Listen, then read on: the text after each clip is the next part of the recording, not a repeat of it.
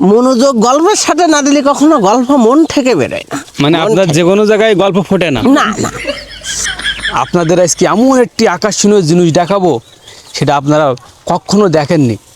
এই বাংলাদেশের গাইলো প্রতিযোগিতায় যে ফার্স্ট হয়েছিল, সেই গাইলো দাদুর কাছে আপনাদের এখন নিয়ে যাব। দাদু, আমাদেরকে আপনার যে গাইলো যে প্রতিযোগিতা হয়েছিল, সেই প্রতিযোগিতায় যে আপনি ফার্স্ট হয়েছিলেন, সেই গল্পটা আমাদেরকে একটু শোনান। তুমি বাপু আমার পাশে তুমি বুঝতেই পারিস যে আমি কোন কলার টিভির গল্প করি। গল্পটা যেখানে সেখানে করা যায় না। গল্প করতে গেলে নির্দিষ্ট একটা জায়গা ধারণ করতে হয়। মনোযোগ গল্পের সাথে না দিলে কখনো গল্প মন থেকে বেরোয় না। মানে আপনার যে কোনো জায়গায় গল্প ফোটে না? না না। এই তুমি যে দেখতে পাচ্ছ বিভিন্ন চারি সাইডের যে ঘাস বাগান, এ কিন্তু এমনি এমনি বড় হয়নি। এরা প্রতিনিয়ত আমার কাছে গল্প শোনে। এই গল্প শুনতে শুনতেই কিন্তু আজকে তারা বড় লোক। অর্থাৎ আমার ঘাস বড় লোক মানে আমিও বড় লোক। ঠিক ঠিক। এখন এই গল্প শুনতে গেলে একটা পার্সোনাল জায়গায় বসতে হয়।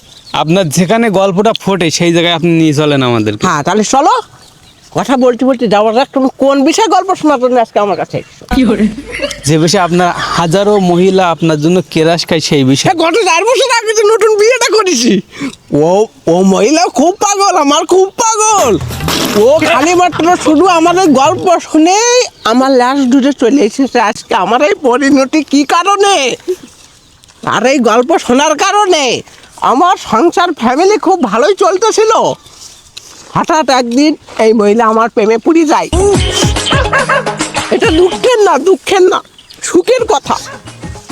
ওই মহিলা যেদিন আমার প্রেমে পড়ে, আমার তখন কালো কালো বাল, তোমার দাদির তখন যৌবন কাল।